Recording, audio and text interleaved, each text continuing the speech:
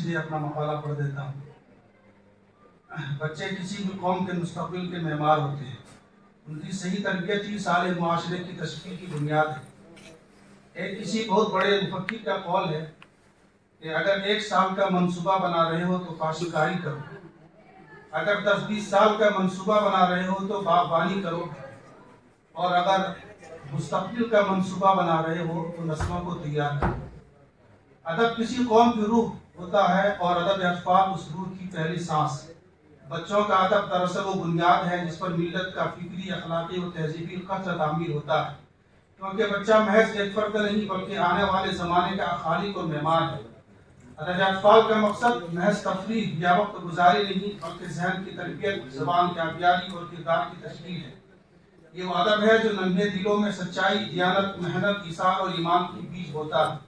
اسی لیے کہا گیا ہے کہ بچوں کے ادب کی سمت ہی قوم کے مستقبل کی سمت طے کرتی ہے۔ موجودہ دور میں ادب اطفال چیلنجوں سے گزر رہا ہے۔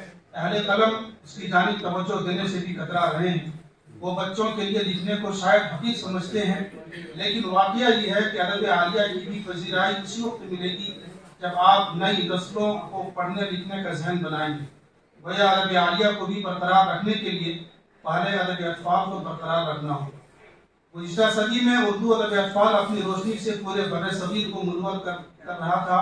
مولوی اسماعیل میرٹھی نے تعلیم و اخلاق کا سبق دیا، نذیر احمد نے کردار سازی کی بنیاد رکھی، مولانا ابوالکلام آزاد نے فکر و ایمان کی آگ جلائی، مگر آج منظرنامہ بالکل بدل گیا ہے۔ کتاب کی جگہ موبائل نے لے لی، کہانیوں کی جگہ کارٹونوں نے، اور مطالعے کی جگہ مصنوعی تفریح نے۔ ہماری ذمہ داریاں اب ضرورت ہے کہ ہم ادب اطفال کو ایک تحریک کے طور پر زندہ کریں، کیونکہ اگر ہم نے اپنی نسلوں کو صحیح فکری غذا نہ دی تو دنیا اس کے ذہن پر قبضہ کر لے گی۔ اہل قلم کی ذمہ داری ہے کہ وہ بچوں کے لیے ایسا ادب تخلیق کریں جو زبان میں سادہ ہو مگر پیغام میں گہرا ہو، ایسا ادب جو دل کو چھوئے، ذہن کو جگائے اور کردار کو سنوارے۔ اساتذہ کی ذمہ داری ہے کہ وہ نصاب کے ساتھ غیر نصابی مطالعے کو فروغ دیں، بچوں کو کہانی سنانے، سبق سکھانے اور ادب سے محبت پیدا کرنے کی روایت بحال کریں۔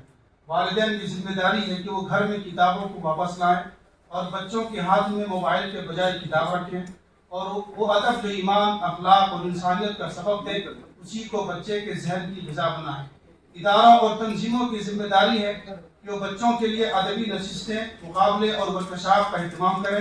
مدارس اور اسکولوں میں اسلامی ادب اطفال کو نصاب کا حصہ بنائیں۔ ادب اطفال دراصل قوم کی فکری بقا اور تہذیبی حفاظت کا وسیلہ ہے۔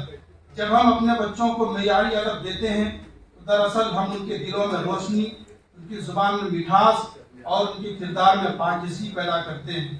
ہمیں یہ نہیں بھولنا چاہیے کہ اگر ہم نے اپنی نسل کو قرآن، سیرت اور اخلاق پر مبنی ادب نہ دیا تو دنیا اسے بے مقصد اور بے روح ادب دے دے گی۔ لہٰذا آج ہم سب پر لازم ہے کہ ادب اطفال کے فروغ کو محض ذوق کا نہیں بلکہ دینی، علمی اور قومی فریضہ سمجھیں، کیونکہ جو قوم اپنے بچوں کی ادب کو سنوار لیتی ہے وہ اپنے مستقبل کو محفوظ کر لیتی ہے۔ بہت بہت شکریہ۔